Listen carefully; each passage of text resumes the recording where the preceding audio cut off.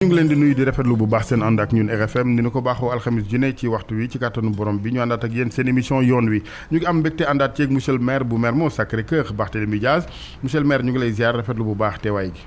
ñu ngi delloo ziar di nuyu mbokki auditeurs u RFM. jërëjëf Barthélémy Dias sa commune si wu na fan yi Sacré-Cœur ndax mbiri pédophilie ci club bu nekk foofee wàllu ay saay-saay gone ak yeneen yow ban xalaat d'abord nga ci am en tant que maire de la commune. di ko ñaawlu bu baax a baax dëgg la nag c'est une entité privée dans un lieu privé wante loolu dañ koy ñaawlu et je pense que surtout la direction du collège Sacré-Cœur noonu na jël ay dispositions parce que école boobu mi ngi ci biir enceinte u collège Sacré-Cœur et je pense que loolu bokkul ci d'abord les valeurs sénégalaises bokkul ci culture sénégalais yi teg ci nag tamit loolu particulièrement si je prends la Bible concernant le collège Sacré-Cœur la Bible tamit santul lu mel noonu et surtout la religion la plus pratiquée au Sénégal c'est l'islam donc le Coran ça je n'en parle pas pour dire seulement que en ce qui concerne l'homosexualité kooku moom je pense que Sénégal c'est même pas la peine ñuy am débat yu mel noonu parce que loolu duñ ko mës a légaliser duñ ko mës a accepter duñ ko mës a tolérer président noonu la waxee ak premier ministre bu Canada bi doon wax ni moom bu sañoon ci wàllu droit yi ñu yaatal mu ne ko loolu moom kenn du ko nangu fii ci mim réew yow xanaa foofu au moins ànd nga ceeg sa xarit ci waxin. ah waaw je pense que loolu président Macky Sall moom mii xam na ni que loolu xel xalaatu ko. kooku waxuma sax Sénégal ñuy légaliser ou pas l'homosexualité dama ne loolu ça ne sera jamais toléré au Sénégal. c'est contre nos valeurs c'est contre notre religion. c'est contre notre culture. mënuñu ko nangu. voilà. même ayant une majorité mécanique à l'Assemblée da nga naan rek bis moom bu nit xalaat loi boobu jàll fi. non mais boobaa je pense que le 23 juin dañ koy bisaat rek. parce que kooku et je voulais dire une chose président Macky Sall pour que mu am le oui au référendum ci package bu mu proposé Sénégalais yi loolu moo tax le oui en grande partie a gagné sur le non parce que Sénégalais dañu gisoon l'homosexualité comme étant quelque chose qui était combattu par le régime du président Macky Sall. donc président Macky Sall maa ngi koy encouragé ci posture boobu. parce que Sénégalais yi seen diine seen aada seen cosaan mënul nangu loolu. maintenant ci wàllu maltraitance des enfants quand même Sénégal gis nañu xale yi dañ leen di exploiter sàggane leen ku ne di leen romb ci mbedd mi ñu fanaan fi et cetera tumuranke lool te kenn du ci yëkkati sa kàddu wax wala nit ñi duñ ko ñemee xeex ba dem ci ba jeex lan mooy problème bi. am na lu ngeen xam ne ni Serigne Assane pour nga mën a xeex loolu. Sénégal benn position kese ngay mën a occuper mooy président de la République. président de la République kese képp rek donc moo mën a lijjanti cette question. c'est une question qui est transversale. man gisoon naa fi le débat di ko suivre mooy bu ñu wanee xale yi ci daara yi xale yi les enfants enchaînés. gis naa fi yenn réaction yi. bon man je considère que loolu c'est pas mon débat. mais lu ma mën a wax mais man su ma yàlla mayoon ma nekkoon président du Sénégal am na lu ngeen xam ne dina dakk Sénégal. waaw loolu nag mën nañ ko waxtaanee. parce que tout de même dëkk bi am na fi ay kilifa diine am na fi ay kilifa aada ku nekk ak sa gis-gis. wante am na lu ngeen xam ne ni amul kenn ku nga xam ne ni da ngaa gëm yàlla di ci mën a ànd. parce que loolu amul kenn ku mën a toog fii nekk moom musul nekk gune bu ndaw. dans sa vie wala musul jur doom. donc am na lu nga xam ne ni soo bëgguloon ñu la koy def wala bëggoo ñu koy def sa ay doom. noonu ko def doomu jàmbur yi. xëy na dans la façon de présenter les choses aussi communication bi léeg-léeg nit ñi tam dañuy jéem a profité di ci raaxaale di làqoo daara ak di wéeru ci ginnaaw yi sëriñ alors que ñoom seen boo xam ne li ñuy def jaaduwul. non mais kenn mënul justifier ñuy enchaîner xaleel. loolu kenn mënu ko justifier. la preuve xaleel même su defee. wàccee yoon carrément la preuve il est jugé par un tribunal des mineurs. mais mënuñu tey di justifier xale bu nga xam ne dañuy takk tànkam. di takk xale bi au prétexte que suñu leen takkulee dañuy daw. lu tax ñun mais ñoom lu tax ñu bëgg a daw à la première occasion c'est parce que am na lu fa xew. donc un enfant un temps soit peu xaleel dafa soxla épanouissement. parce que xaleel mënul nekk xaleel ñu koy laaj en même temps mu nekk mag. comme mag mënul nekk mag ñu koy laaj en même temps mu nekk xaleel un enfant reste un enfant day fo un enfant day émancipé wu xaleel di def yëfu xaleel mais xaleel ak chaîne yu ñuy takk ci ay tànkam kooku franchement gisuma benn diine bu ko fi sant gisuma fi benn tarixa bu ko fi sant. très bien du yomb ci politique ndax ñoom kàddu yi souvent dañ koy maslaha ndax dañuy bëgg ay carte dañuy bëgg ay borom mbooloo dañuy bëgg ku leen di woteel moo tax wax ji ci gàttal léeg-léeg du dëggu. non man personnellement je le dis haut et fort man su ma yàlla mayoon ma nekkoon président du Sénégal. Je l'ai déjà dit, la culture sénégalaise xam nañ ko dinañ ko respecter quitte à la moderniser mais d'abord frontière yu Sénégal am ak yenn dëkk yi. il n'est plus question que xaleel di traverser frontière. d'abord benn parce que la plupart de talibé yooyu man damay jël un exemple damay génn par exemple ci hôtel. su may dem Tambacounda ma yeewu le matin di def tournée politique mais xale yuy ñëw di yelwaan si. mais xale yu dégguñu wolof dégguñu dara doo xam sax fu ñuy jógee donc c'est pas des Sénégalais benn ensuite pour ce qui concerne maintenant mooy fii ci daara yi au Sénégal mais il faut tout de même discuter avec les chefs religieux avec les maîtres coraniques parce que l'éducation coranique est une éducation dont les valeurs ont été reconnues et respectées la preuve tey je pense que ñu nga xam ne ni ñoom ñooy royukaay yi fii Sénégal ils sont passés par cette école cette formation coranique donc c'est une formation à encourager mais peut-être à aussi de voir comment le mettre aujourd'hui en phase avec le monde parce que tey adduna bi tout de même mi ngi daw beneen vitesse ñu ngi ci monde internet ñu ngi ci réseaux sociaux yi ñu ngi ci donc je pense que loolu yëpp on doit le prendre en considération mais tout en étant fier de nos valeurs et de notre culture mais lu ma bëggoon wax ci gàttal mooy mënuñu nangu ay xaleel nekk ci mbedd yi tànk neen yor ay pot di yeluwaan du matin au soir di yeluwaan ba ay minuit ba ay 1h du matin ci seddaay ce n'est pas normal inacceptable voilà te loolu état kese moo ko mën a lijjanti kooku état bu mu mën ko lijjanti ce n'est pas le problème du ministre de l'intérieur ou du ministre de l'action sociale wala du premier ministre il n'y a que le président de la République qui peut régler ce problème ok Barthélémy Dias ana Khalifa Ababacar Sall li waral laaj bi mooy dafa jékki-jékki rek moom ne mes kenn déggatu ko xam nga Serigne Assane ku tëdd kaso ñaari at ak ku ci tegu soo génnee il faut que nga saytu sa yaram loolu dafa am solo Khalifa teg ci du xarel du gune donc man mi dernière fois bu ma nekkoon ci kaso yi ba ma génne j'ai fait lan juróom benn weer mais ba may génn j'ai commencé à avoir des problèmes de vue donc te j'ai à peine 45 ans donc ci ay check-up la nekkoon donc en même temps tamit doon dem tamit dem doxi tamit ay soxlam parce que am na ay doomam yu nekk bitim réew am na tamit ay xaritam ay mbokkam tamit yu nekk bitim réew mais lu ma leen mën a wax ci gàttal mooy ci ay fan yu néew di ngeen ko dégg di ngeen ko gis parce que les choses sérieuses commenceront donc ça veut dire que mouvement politique am dinañ ko structurer dinañ ko mettre en place maa ngi ñaan bépp partisan Khalifa Sall fii biir dëkk bi ak bitim réew bu leen yàkkamti lu jot yomb ñun nous avons fait un choix c'est de servir le Sénégal et on peut pas le servir autrement que par la politique moom la ñuy choisir moom la ñu foofu lu ñu yàlla teg te incha allah sous peu de temps dinañ dem ci askan wi wax ak ñoom ñuy dégg ñun tamit ñu wax ak ñun tamit ñu dégg wante ñun yàkkamtiwuñu dara je le répète encore ñu bëri dañu jàpp ne ni il faut que ñu commencer wax faut que ñu commencer dox wante ci dëkk bu nga xam ne ni xamoo kañ la élection di am xamoo est-ce que élection dina am xamoo lu waaj yi di wàcc donc loolu yëpp c'est des choses à prendre en compte en considération jaru fi di daw ba di daanu kon tekkiwul ne daal kaso bi dafa damm seeni laaf non déet loolu moom tekkiwul ne Macky Sall ndax moom ngeen jàpp di moo ko tëjlu dafa am li mu bëggoon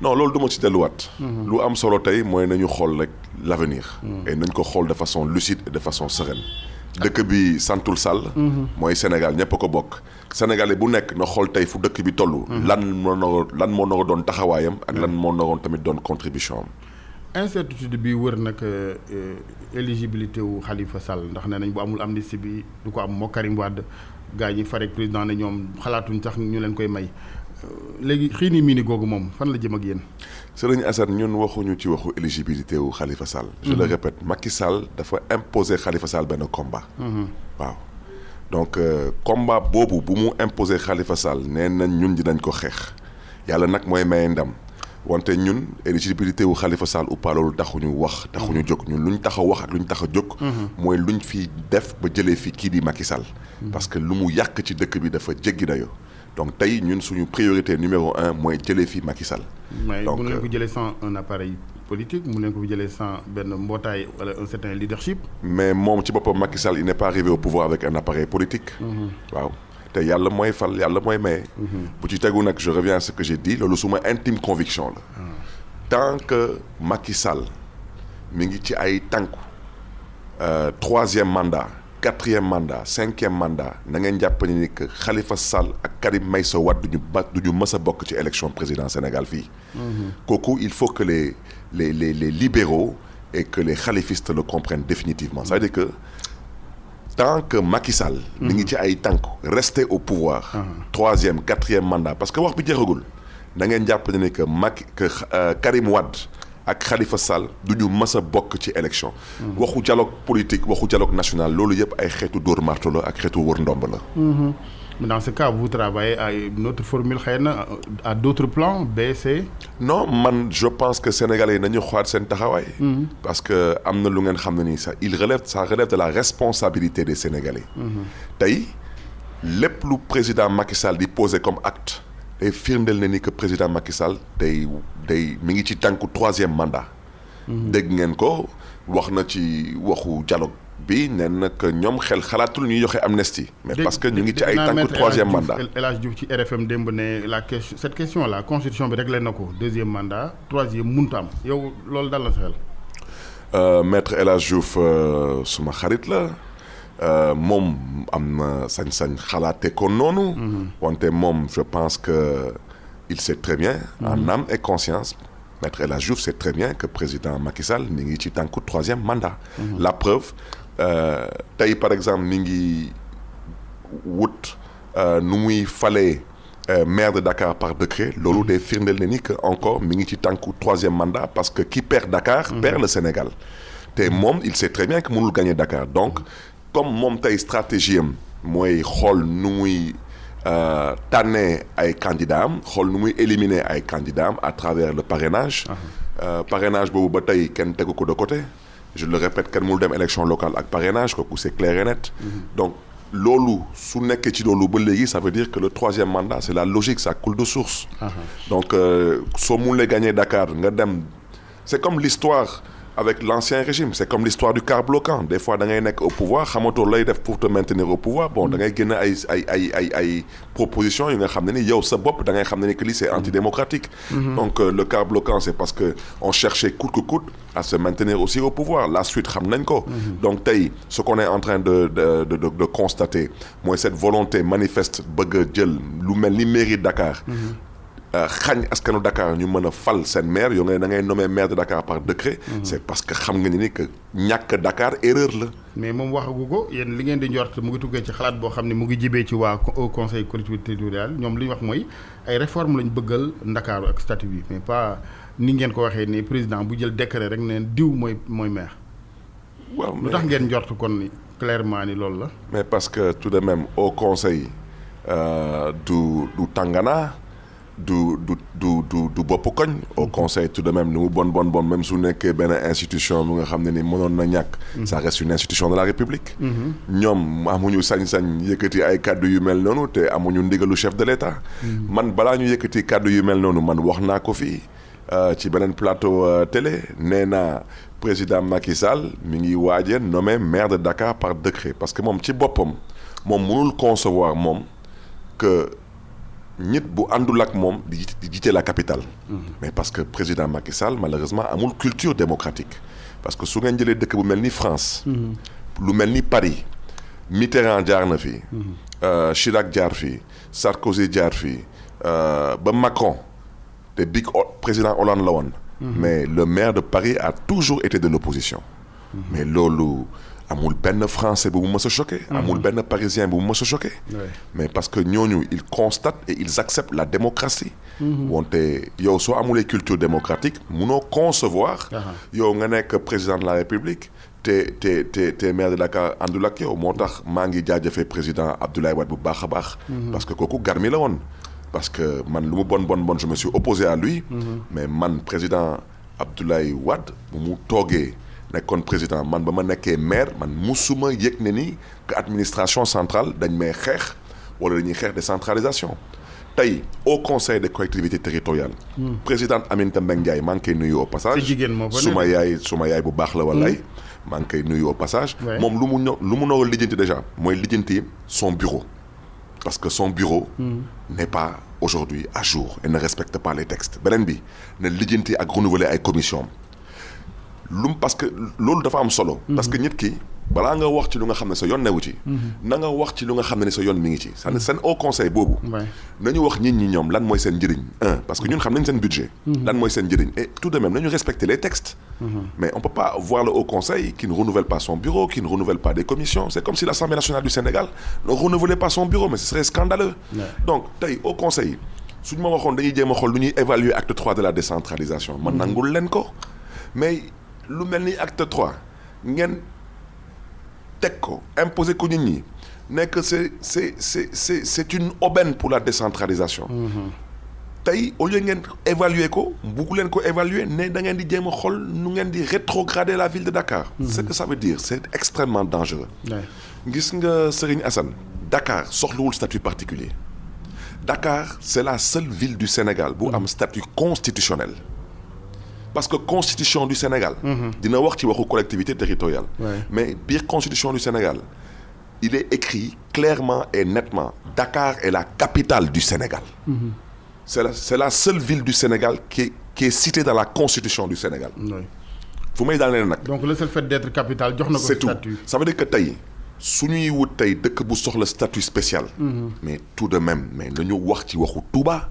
ça fait 30 ans que waa Touba ñu ngi laaj statut spécial. mais encore que foofu est-ce que loolu aussi du dox dëgg mu Ndiaye Cissé bu ONG 3D moom dafay ragal rupture d'égalité am ci citoyens yi ñu dem ba ñi nekk spécial ñi nekk leneen mais ñi ko nekkul mën nañu sañ-sañu laaj ne ñoom it seen commune dañ bëgg ñu def ko statut. mais d'abord rupture d'égalité. dans quel pays sommes-nous? Rupture d'égalité d'abord. boobu à la kuli al day am ça sera constaté. mais je dis que tout de même maa ngi doon joxe léegi l'exemple de Touba mais ñun waa Dakar musuñu laaj statut spécial. mais tout de même waa Touba ñoom ça fait 30 ans ñu ngi laaj statut spécial balaa ngay jox statut spécial ku ko soxlul ku ko laajul ku ko waxul. mais xanaa nga gestu ñu ko laaj. ñu ko soxla wala ñu nga xam ne ni sax peut-être pour différentes raisons peut-être jekk nañ ci. parce que tey lu mu bon damay joxe un exemple statut spécial mooy daanaka dëkk bi nga xam ne ni. pour certaines raisons. il faut que ñu gérer ko de façon particulière. nañ jël Touba. Touba ci Sénégal la bokk wala bokkul ci Sénégal lu ci Sénégal la bokk. donc toutes les lois s'appliquent à Touba. normalement. def nañ fi loi sur la parité. kan moo fi def liste paritaire fële Touba. du pouvoir du opposition. ban sénégalais moo ci wax kenn xam nga lu tax. parce que dérangé wul benn sénégalais. parce que sénégalais yi nangu nañu lu am Touba. wala dañ ko ñemee wul it il faut dire les choses comme telles quand même. peut-être d'accord mais ce que je veux dire par là man du ma murit. du ma musulman catholique la wante le fait que à Touba y ait pas de liste paritaire. man Barthélémy Dias du ma déranger naa leen wax lu tax. man mënu ma fekk ay nit. yàlla may leen lu leen yàlla may. ñu am seen tarixa. dëkk boobu ñëpp d'accord nañ que dëkk boobu tey su exister ça existe à cause de cet homme qui s'est appelé Serigne Touba. ak liggéey bu mu fi liggéey. ñooñu ñii la ñuy gisee seen àdduna ñoom. ñun ñu ne non ñoom noonu ñu gisee seen àdduna noonu. mais à quel titre. C'est comme quand les gens viennent au Sénégal ñu ne oui. il faut faire comme à Paris il faut faire non à Paris c'est Paris à Dakar c'est Dakar. donc pour man Touba. bu ñu fay dawal Touba je le respecte parce que une fois de plus ñoom bu ñuy sos Touba ak bu ñuy sanc Touba fekkeewuma ko. liste paritaire bu ñuy wax noonu Touba amuloon. ban autorité judiciaire ou administrative moo bloqué liste bi. kenn sañu ko parce que. dans l'entendement des Sénégalais. à Touba bañ nañ ba nga xam ne ni quand le khalife général dit que kenn du politique biir Touba. du pouvoir du opposition kenn du fa politique. parce que ndigal la fay ndigal la parce que suñu culture la suñu éducation la. donc je pense que Touba. l'opposition et le pouvoir Sénégal ba mu daj y a que à Touba où ils font une liste ensemble parce que le maire. est désigné par le khalife général. mais loolu moom mës a am. donc ñooñu par exemple nañu xool seen cas est-ce que ñoom naruñu am statut particulier. mais pas Dakar. mais Dakar c'est quoi l'enjeu lan la ñuy xëccoo mel ni aw naru yàpp nii. waaw mais parce que Dakar mais Macky Sall lu muy firndeel. tànk yu muy dox ni lu muy firndeel mooy gañewul Dakar ci élection présidentielle bu 2019. ça veut dire que munoo gagner Dakar élection présidentielle 2019 yow tey ngay xañ sa njaboot ñu am. possibilité jiite Dakar man wax naa ko nee naa ko lu mu bon parce que tamit nit da ngay wax te yàlla tax. nee naa Macky Sall gañewul Dakar mais nangul naa ko am na ay gox-goxaat yu mu gañe biir Dakar par exemple gañe na Yoff. Yoff gagné na Yoff. mais su amoon tey élection tey Yoff moom dina am problème parce que am nañ fa benn ndaw bu tudd Seydina Issa Laye. te mi ngi liggéey bu jéggi dayoo. donc ñu ngi koy encouragé au passage mais tey am na ay dëkk yu mel ni comme par exemple Yoff. je reconnais élection la ñuy natt nit am nga ci yaakaar rek. en attendant les prochaines élections. dëgg la wante ñu ngi koy encouragé parce que c'est un jeune qui a beaucoup d'avenir. mais Serigne Assane. yow naka nga mën a expliquer nga gagné élection présidentielle Dakar 2019. nga lank bañ a organiser élection locale di reporter élection locale kenn xamul kañ la élection locale di am yow maintenant nga ne sax élection locale su amee sax mais Dakar duñ ci bokk. mais xeex day am fu muy jeex. report bi du woon par consensus. ñoom nee nañ. non y a eu aucun consensus. waxtaanee en partie du moom rek.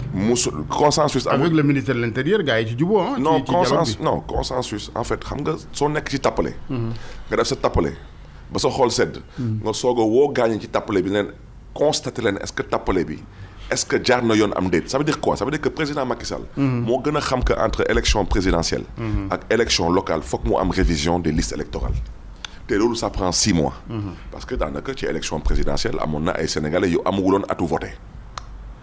élection locale ñëw ñu am atu voté donc ñooñu il faut que ñu mën a nekk ci fichier bi am seen carte pour voter. donc il faut que révision am mais moom révision bi ça dépend de qui ça dépend de l'opposition ou ça dépend du pouvoir. ça dépend du pouvoir. ñoom ils ont fait exprès. de n'organiser aucune révision parce que man j'ai expliqué au pouvoir sujet verbe complément naka la ñu dëppee élection yi. ils ont abusé et usé du fichier de l'état civil. président Macky Sall gagnewul élection présidentielle. et une chose est claire surtout pas à Dakar et la preuve mi ngi nii.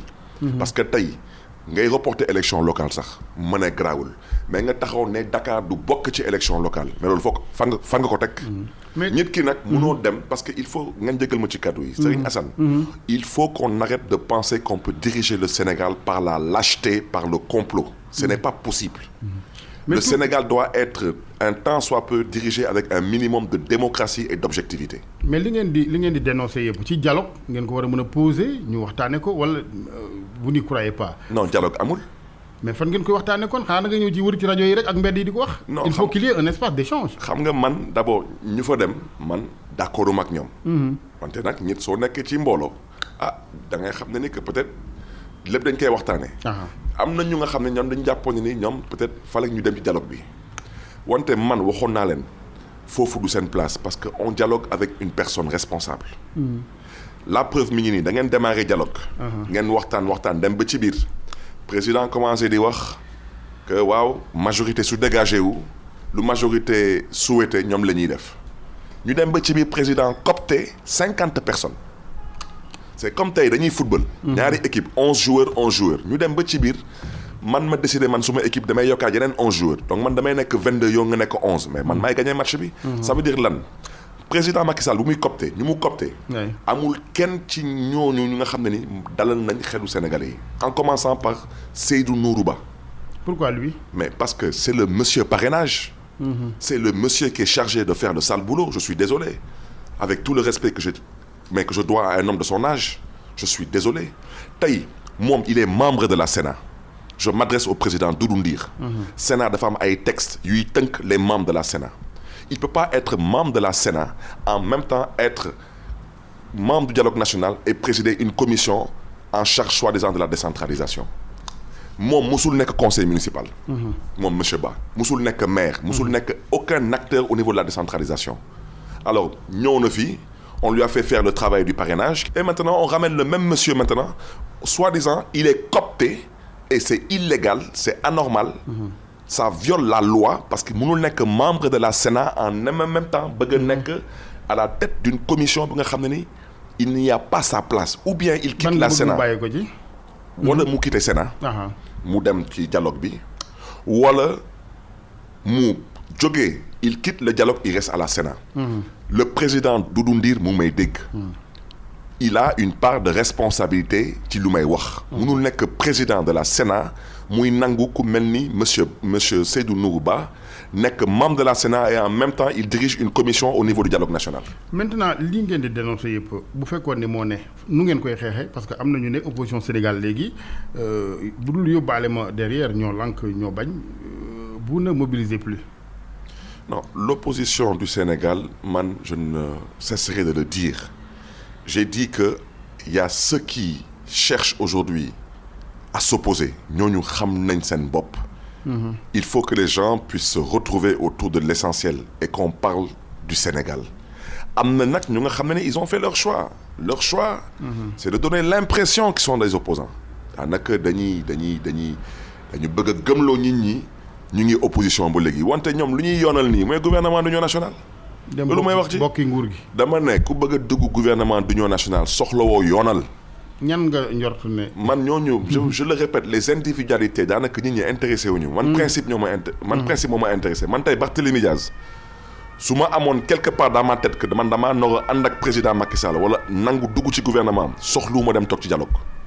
damay dugg palais à midi. ñëpp di ci teg seen bët. mais lu tax nga ma waxtaan ak président Macky Sall génn dans ce sens. def lu may def parce que c'est mon intime conviction. ça ne sert à rien d'organiser tout ce cirque là ñun ñëpp xam nañ yëpp fu muy mujjee. dafa am ñu ca ne wala ay contact wala ay information yoo ci am. mais Serigne Assane. Sénégal tey opposition bi su doon opposé wu tey. président Macky Sall du génn ci waxu pétrole du génn ci waxu gaz bi. du génn ci waxu courant bi. te tamit waxu Guy Marius Sagna dinañ ko wax. parce que l'histoire de Guy Marius Sagna ce n'est même plus une prise d'otage. Et à ce titre-là man damay interpeller particulièrement l'église catholique sénégalaise. Guy Marius Sagna est un catholique de confession. L'église catholique n'a pas le droit de se taire c'est une prise d'otage. Et pourquoi nga war a impliquer l'église bu doon un musulman ñu ne tarixa yi jóg alors que c'est un combat. su nekkoon tey la preuve damay joxe un exemple. mais tey Khalifa Sall bu ñu koy tëj ci kaso bi. mais umpul kenn tànk yu Serigne Mountakha Mbacké dox.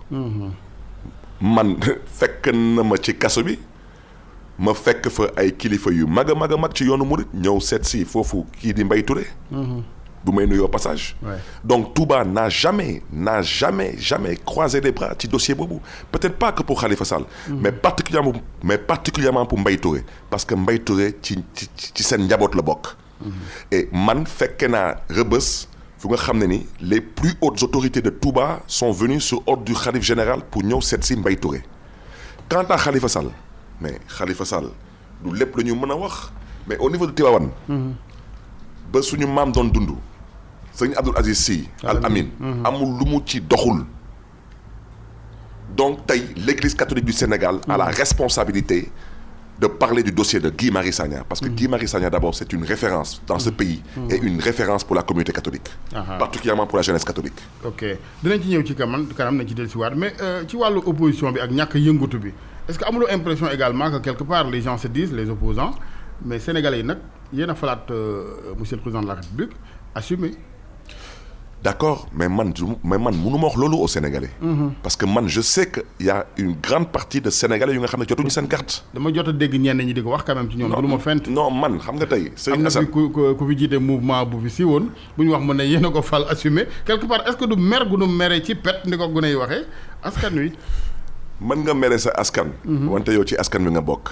sa ay mbokk tamit ci askan wi la ñu bokk. donc man mënuma tey wax sénégalais assumer leen. parce que je sais que sénégalais suñu leen mayoon ñu mën a jot ci seen carte électeur ñu mayoon leen ñu mën a tànn librement ñu bañ a nekk di galgal ay nit man leen tere leen ñu bokk ci élection yi Macky Sall ne serait même pas second waxuma la premier waxuma la second du ko nekk ce qui vient de se passer en Guinée là Bissau là. c'est exactement ce qui se passerait au Sénégal. daan nañ la ci référendum bi mu am ci wii gañ faluwaat une deuxième fois nga ne ba tey daal nanguloo ko. non xam nga référendum bi. xam nga man Serigne Assane man je suis un homme lucide. référendum bi je reviens à ce que j'ai dit c'était une escroquerie.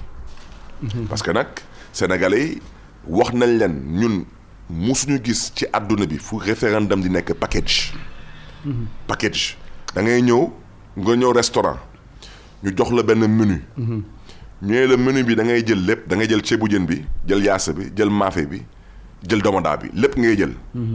wala doo jël dara. mais am na ku nga xam ne ni bëggul ceebu jën bëggul maafe wante bëgg na domoda. donc pour mu mën a am domoda foog mu jël package bi yépp. moom fu mu naxee sénégalais yi mooy ci mbiru góor jigéen yi. parce que 16 points la woon. mu dugal ci affaire homosexualité. mais naka nga bëgg sénégalais yi voter non. parce que suñu voter non ça veut dire que c'est comme si ils acceptent l'homosexualité. référendum fépp ci àdduna bi mooy yow da nga bëgg a nekk sénégalais oui ou non mais pas est-ce que da nga bëgg a nekk sénégalais nekk jullit nekk tijaan nekk non déet da ngay laajte une question. Est-ce que da nga bëgg a nekk sénégalais oui ou non. loolu moo naroon nekk le référendum. Est-ce que da ngeen bëgg lii oui ou non mais ci référendum bi la Macky dugal yenn possibilité y compris la possibilité constitutionnelle de faire un troisième mandat. Ceci étant dit waxuma ko am na droit def troisième mandat. xeexu ñoo lànk bi ak ni muy demee rythme bi yow nan nga ko gisee rassemblement marche ba kañ. mais man dama leen di encourager. parce que ñooñu lu tax ma leen di encourager. mais man nu ma leen gisee ñoom wutuñu poste député. wutuñu poste maire wutuñu poste président. Sénégal moo leen ñor peut-être nag seen loxo jotul seen ginnaaw seen doole demeewul noonu. C'est la raison pour laquelle je dis que tey l'opposition du Sénégal ne joue pas le jeu parce que suñu doon jouer tey le jeu. Man Barthélémy Diaz mouvement M23. J'étais bien placé pour savoir comment on mobilise maa nekkoon le responsable national des jeunes socialistes. dem si yàlla Ousmane Tanor Dieng suñu noonu egg ci waxu mobilisation man am na lu doon tegu suma loxo. opposition Sénégal place de l'Obélisque PS bu ñu doon toog ñu ne ñun dañuy indi 100 cars AFP ne dañuy indi 120 cars.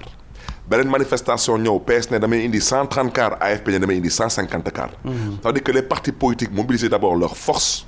leurs troupes sénégalais yi ñëw fekk si leen. mais tey parti politique yi di nekk palais di deal loolu mooy dëgg bi dañuy deal ay doorkat yu marto la ñu dama ne man du ma laay wax ci. tey suñu opposition bi suñu doon taxaw di opposé wu Macky Sall du nekk ci dëkk bi di yëpp sénégalais yi. mais loolu nga bëgg il faut le provoquer pourquoi mun leen jël initiative bi yéen Khalifa Sall ñëw taxaw nga taxaw ngeen ne gars yi acca woo leen ci ba xam danañ leen tontu oui ou non. non je reviens à ce que mais dafa mel ni kenn bëggut a provoquer mbir mi. mais Serigne Assane bu ko toogee sa ruq ak it di njortal sa morom ne dealer la. Serigne Assane man waxuma diw dealer la wala diw dealer la. mais par rapport à la mobilisation provoquée là. oui je suis d'accord c'est-à-dire que moi ce que je dis.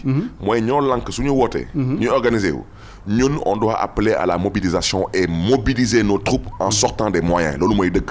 parce que c'est toujours passé comme ça. mais duñ ko xanaa da ngeen am kersa ñu ne waaye yéen il a fallu que société civile bi jiitu. non mais au contraire la société civile a toujours été à la tête de la plupart des combats. Sinon c'est le syndicalisme su ngeen jëlee tey les assises nationales. mais politique yi ñoo ko conceptualiser. ñoo ko organiser. société civile ñoo piloté les assises nationales du début à la fin. ça a été un succès. ba Sénégal doone Sénégal ba tey. mais revisiter l'histoire politique de ce pays. le rôle que la société civile et les syndicats ont toujours joué dans ce pays mais tey il n'y a pas que l'opposition bu nga xam ne ni dañu accepter s'aplatir devant le président Macky Sall. y compris les syndicats. et je ne parle pas de la société civile. nga jégal ma nag ci kàddu yi une partie de la presse aussi. mais loolu man waxuma ko Sénégalais yi ñoo ko wax wante yow Serigne Assane xam naa yow moom bokkoo ci. non dégg nga bokkoo ci boo nee presse bi rek ci mu boole. monsieur le maire une partie de la presse. maa ngi lay jégalu mais c'est trop facile de le dire ainsi quand même man je pense que mbir mi problème de parce que Macky Sall aussi ba muy jël nguur gi mais ab mer gàddu la yoroon juróom-benn la ñu woon ay copains. dem créer APR yëf itam noonu la da nga koy dans la persévérance. mais je suis d'accord. mais bu tayee nga weex bu subaa nga ñuul suba nga wuy ji waxtaan dibitar ñi ko bu yàggee nag tu perds la crédibilité. non la vérité ça il faut le reconnaître le président Macky Sall il y croyait man maa ngi fàttaliku sax suñu mel ne waxtaan. jamono yi mi ngi dëkkoon Fann Résidence. fële booru rue des Ambassadeurs. ma demoon ci këram. ñëwoon doon waxtaan ak moom pour jéem a xool nu ñu mënoon am benn candidat unique. mu ñëw xool ma ne ma Bart xam nga yow suma rakk nga.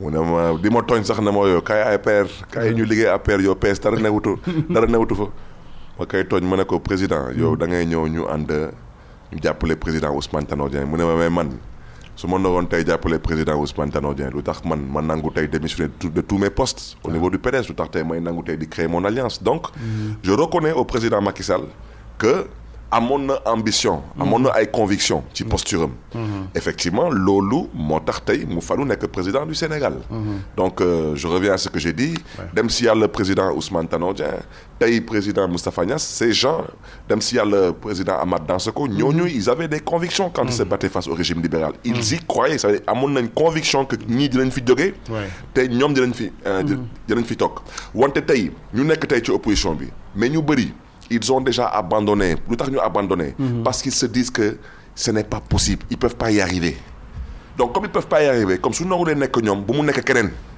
ils s'en excusez-moi de l'expression ils s'en tamponnent te loolu baaxul parce que man tey Barthélémy Diaz su ma yëkkatee suma loxo ne dama bëgg nekk candidat élection président su ma leeree na ni que mënuma atteindre l'objectif wante su ma jàppalee Massamba wala Mademba mën nañ fi jëlee président bi dinaa ko def parce que loolu mooy suma waru gar parce que dëkk bi mënoo ci bokk nga ne su nekkulee man dama ci xëpp suuf très bien ma fàttali mbokk yi seen émission yoon wi ngeen di déglu ak monsieur le maire bu Mermoz Sacré-Cœur Barthélémy Dias monsieur le maire Mermoz fa le président Sall dëkk sa président la nga wëlbati ko doon maire am est-ce que nangul na la ko sax mën ngeen dajee wala mun la monsieur le maire wala dara wala bokkul ci yow ci man la bokk waaw wante moom xam nga moom du administré bu exemplaire ndax lan non du administré bu exemplaire parce que moom fu mu nekk nii wax leen ko na génnee tey quitusam ci TOM taxe sur les ordures ménagères wax leen ko mu génne quitusam sur le foncier bâti naa leen jox exemple lu tax parce que sax bugguma sax peut-être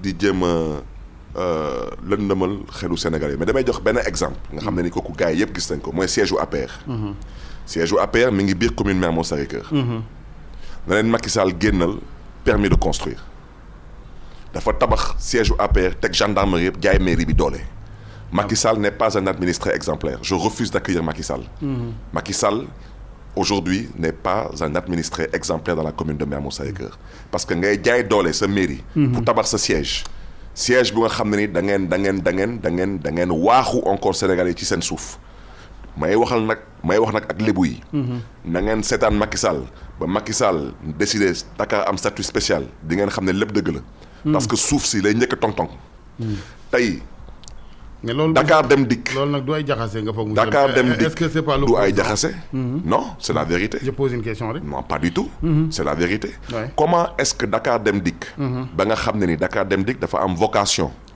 à utilité publique mooy transport des populations nga jël suuf bu nga xam ne ni mosoo ko jënd mooy lu tubaab di waxee amoo usus amoo abus amoo fructus yow nga ne da ngay def réunion conseil d'administration ce président conseil d'administration président Macky Sall moo ko nommé par décret présidentiel directeur Dakar Dem Dikk président Macky Sall moo ko nommé par décret présidentiel ngeen réunir seen biir ne da ngeen di jaay soi-disant suuf bu ngeen musul jënd da ngeen di ko jaay à votre parti mais su amulee conflit d'intérêt lan moo fi am j'ai refusé de signer le permis de construire dafa jekkul sax nee nañ sax ñu jaay ma doole maintenant teg fa gendarmerie di tabax guddi wante yàkkamtiwuma leen nee naa leen bés bu ngeen fi jógee ça sera la maison des jeunes de Dakar ma j'insiste sur ci li mu jekk dee sax mais loolu mooy problème mu Sénégal nag depuis les années 60 ba léegi politiciens yi tamit nañ ko waxte dee nguur gu fi ne da ngay jaay doole ñi ne ci opposition bi ñoom ñooy gis les idéaux là dont vous parlez que nii la war a demee tërali mi nii yoon nii mais dès l'accession au pouvoir mu mel ni nit ñi dañoo ci diggante bi dañ ci am jàngoro yi fàtte. mais ñun dañuy xeex pour que lii dañ fi. moi je le reconnais depuis les indépendances. mais da nga koy dans la constance c'est-à-dire crédibilité bu ñu demee ba suñu homme politique yi ñàkk ko ngeen baal ma wax dëgg yàlla parce que dañuy dem. non dëgg la c'est très grave nit ki nga poser sa kàddu fenn dem nit ñi ñëw daal koy football ne kii daal. walaay dëgg la. wante man PS. je suis un socialiste mais je peux pas être comptable des 40 ans du PS au pouvoir. J'étais même pas militant du PS. Parce qu'on disait la même chose au temps du PS. mais ceci étant dit kër yi gën a placé c'est pas un hasard. c'est-à-dire ñi di ci nguur gi yëpp ñoom ñoo jël tefes yi ñoo jël Fann Résidence ñoo jël Almadies mais au nom de quoi sa jaay doole la sa àq la. c'est la vérité. tey soo jëlee tey le patrimoine bâti de l'État. nga jël tey par exemple tey kër yu nekk booru Assemblée nationale. mais nangul naa la ko. cité kër góor gi. mais bàyyi nangul naa la ko waaw mais loolu mais man dama lay jox un exemple. man je suis le maire de la commune de Mermoz Sacré-Cœur def naa ñaari mandat man aw ma 1 mètre carré biir Mermoz Sacré-Cœur. mais tey su ma bëggoon tey lijjanti suuf. je pense que. su ma amoon tuuti. justement foofu laay waxee. voilà j'aurais pu voilà mais tey man je. xam nga foofu joxe nga fa exemple de bonne gestion par rapport au foncier. c'est que je ne m'intéresse même pas à ça man mënuma la wax sax tey naka laa mën a def fu am suuf. mais je ne m'intéresse même pas à ça. les fonctionnaires on dit souvent que oui le Sénégal otage de ses politiciens mais également de ses fonctionnaires.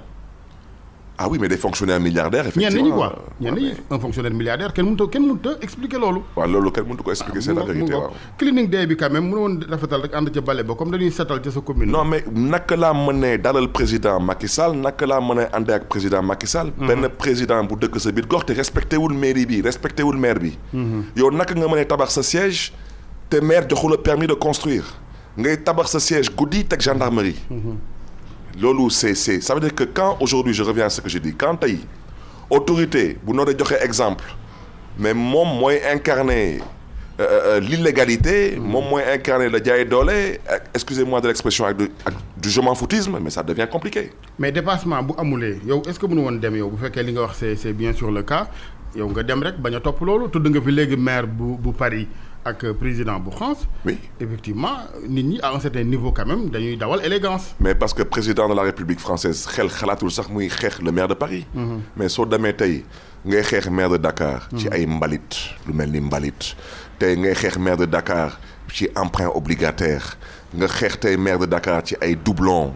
ministère bu nga xam ne ni kenn mësul gis ministère buy liggéeyu mairie ngay xeex maire de Dakar ba dugal ko ci kaso bi ba dëkkaloo ko fu mu dëkkul xañ ko mu nekk candidat élection présidentielle doyul tey nga ne maintenant Dakar da nga koy def statut spécial mais tout de même mais président Macky Sall kenn falu ko pour muy toppatoo liggéeyu maire dañ ko fal pour mu lijjante la santé. mu lijjante la sécurité mu lijjante l'agriculture l'économie loolu lañ ko sant. santuñu ko fii tout de même muy toppatoo liggéeyu maire te moom man président Macky Sall. lu tax ma am naqar ci taxawaayam parce que lii Senghor su ko defoon j'aurais pu comprendre lii peut-être Abdou Diouf su ko defoon wala Abdoulaye Wade mais moom président Macky Sall il a été maire de Fatick. xam na lan mooy maire xam na lan mooy mairie. mais bon je le comprends aussi hein. Quand il a été maire de Fatick les Fatickois ont été toujours fatigués. Il a été président du Sénégal il est toujours président du Sénégal les Fatickois sont aussi fatigués qu'hier la preuve ñu ngi doon manifester Fatick bi ça veut tout dire quoi. Finalement c'est le procès de Macky Sall. non c'est le procès d'un homme qui n'a pas d'ambition. lan nga ko nangul. non nangul naa ko dóor marto. nangul naa ko waaxu askan wi. nangul naa ko wër ndomb ay opposants en fait c'est un homme qui incarne des contre-valeurs sénégalaises. ce n'est pas un homme sérieux. et Barthélémy Diaz moom dans tout ça comme maire de Sacré-Cœur Mermoz lan mooy bilan est-ce que mën nga teg bilan ci table ji. man suma bilan c'est que le moment venu. mooy su ñu demee élection. population yi dañu am seen carte électeur. te képp ku bëgg a nekk candidat nañ la may nga nekk candidat. ngeen xam nag est-ce que am naa bilan am déet. man su ma wax sorewul. man su ma wax bëriwul te du ma sore ci mais man am quelques idées c'est-à-dire que mënuñ rek toog Barthélémy Diaz ak nguur gi boobu ak léegi Barthélémy Diaz pour l'affaire Khalifa Sall mais est-ce que Barthélémy Diaz ni mu ci xaree tànk tubéyam ci yeneen poñ yooyu noonu la xaree tànk tubéyam par rapport aux gens de Mermoz Sacré-Cœur. Wolof Njaay nee na saabu du fóot boppam. wante tey damay dox biir commune de Mermoz Sacré-Cœur la tête haute. rusuma xale ñu ngi may dégg parce que man j'investis d'abord sur l'humain. man lu ma gëm. man Barthélémy Diaz lu ma gëm c'est l'humain. te je pense que tey les directeurs des écoles privées de ce pays ñu ngi may dégg. mairie Mermoz Sacré-Cœur amelu ma kenn dërëm te lu may joxe ci ay bourses ëpp na 100 millions par an. j'investis sur l'humain. maintenant tali yi jardin yi lamp yi loolu yëpp ça vient après. wante waa Baab ñu ngi may dégg waa Sacré-Cœur da nga may dégg wante nag comme j'ai déjà dit nul n'est prophète chez soi. c'est tout à fait normal wante man suma bilan. nu ma koy justifier mooy élection ñëw. képp ku bëgg a doon candidat ñu may la nga nekk nga doon candidat ensuite képp ku dëkk ci commune bi ñu jox la sa carte électeur te ku nekk tànn. vous serez candidat. je serai candidat à la condition que Macky Sall wax ma kañ la élection di am. boobaa dinaa ko je serai candidat à quelle mairie. waaw jeunes yi au-delà de Mermoz Sacré-Cœur lan nga gis ne moo leen mën a indil saafara ci wàllu question emploi wàllum xëy ndax nag jaar naa ca keneen noonu ku sañoon boo tolloo ci yenn at yi ci biir kër nag nga bañ a gisati sa yaay di dang-dangi.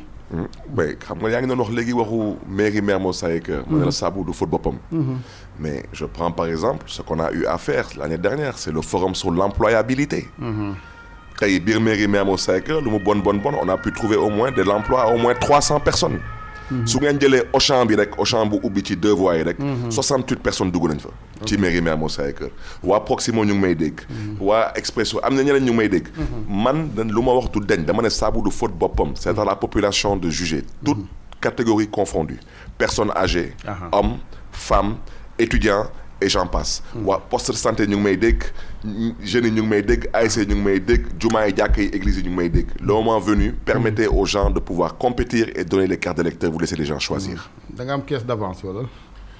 awma caisse d'avance. waaw caisse d'avance la gars yi waa socialiste yi bañ a dégg. awma caisse d'avance malheureusement. très bien gouvernement d'ouverture boobu nga xaw a mel ni ku ŋàññi au début ne gars yi dañuy bëgg a deal dem fa ak yooyu mais bu fekkee teguwul ci ay deal bien évidemment ak Bara Yigo est-ce que fooguloo ni nag war nañ mën a egg foofu sax fii réew muy toll ak yin dëgmal ne ay ngëneel ñu ne gaz ak pétrole mais bu ñu amoon gouvernement bu ni mel ngir liggéey laa wax de waxuma ngir calcul politique ñu jël. bien sûr. bien sûr. Ouais. mais gouvernement boobu su noonu am tey. ça sera pas un gouvernement pour liggéeyal Sénégalais yi c'est la vérité. Ah non parce que tey am na déjà ñu nekkoon ci gouvernement bi suñu jëlee ku mel ni Thierno Alassane Sall. mu génn ci gouvernement bi pour des raisons de pétrole et de gaz. kon ça veut dire que lu fa nekk jàmm newu fa. bon donc man lu ma xalaat. mooy Sénégalais yi su ñu soxla woon gouvernement d'union nationale. ñu wone ko Sénégalais yi lu ñu soxla. mooy nañu respecter le calendrier républicain. nañu may gaañ yi mën a doon candidat yi ñu joxe carte électeurs yi. te tamit nag nañu bàyyi di xoqatal nit ñi. le cas de Guy Marius Sagna est inadmissible. amul fenn fu ñu bind ci constitution du Sénégal que kenn amul droit ñu taxaw buntu palais amul fenn fu ñu ko bind. waaw Guy Marius Sagna bi muy ñëw buntu palais kenn gisu ko mu yor gànnaay. waaw nga jàpp Guy Marius Sagna mu ànd avec combien de jeunes nga bàyyi ñëpp libéré ñëpp tey Guy Marius Sagna mais kan nga yëpp je m'adresse à l'église catholique sénégalaise wax leen ci waxu Guy Marius Sagna. encore une fois yaa ngi defaat woote bi foofee. rapport d'audit yi xam naa fa la ñuy jeexale waxtaan wi dam nañu monsieur le maire ci Cour des comptes bu ma ci mujjale ensuite le président a promis une commission pour exploitation yooyee rapport lan nga gis ne mooy yoon yu gën xam naa ni gëmmuloo ni moom dina am issue sax waaye lan nga gis comme une meilleure formule. mais moom laa doon wax sànq rek mooy caaxaan boobu. xam nga rapport de la Cour des comptes kenn du ko jébbal commission dañ koy jébbal chef de l'État. waaw chef de l'État bañ koy jébbal rapport u ville de Dakar. dañu bind recommandation. waxuma la accusation. recommandation. On vous demande de revoir le mode de fonctionnement et de création de la caisse d'avance. kenn waxul da nga dëpp da nga sàcc dañu ne. lu nga xam ne yow créé woo ko fii nga ko fekk. dañu bëgg nga gëstuwaat nuñ ko créer ak nu muy doxee yow nga daal di langaamu ci loolu dëkkaloo doomu góor fu mu dëkkul pour teg ko ci kaso bi tey nag ñu ne sa njaboot ñu ngi nii ay sàcc lañu ay dëppkatu kees lañu ay dóorkatu marto lañu ñu ngi nii lii la ñu def amul recommandation dañu ne accusation ay sàcc lañu nga taxaw ne da nga koy jébbal commission yow kan nga yëpp bëgguma nag continuer phrase bi. moo tax fu may daanalee. mooy je reviens à ce que j'ai dit on peut pas diriger le Sénégal par la ruse. le complot. jërëjëf Barthélémy Dias RFM a ngi lay gërëm bu baax di la sant. di leen di gërëm di leen sant ci opportunité bi. merci monsieur le maire bu Mermoz Sacré-Cœur la ñu àndaloon seen émission yoon week RFM Barthélémy Dias ci technique bi Abdoulaye Diop El Hadj Assane Gueye ci micro bi ba alxamis ak jàmm incha allah.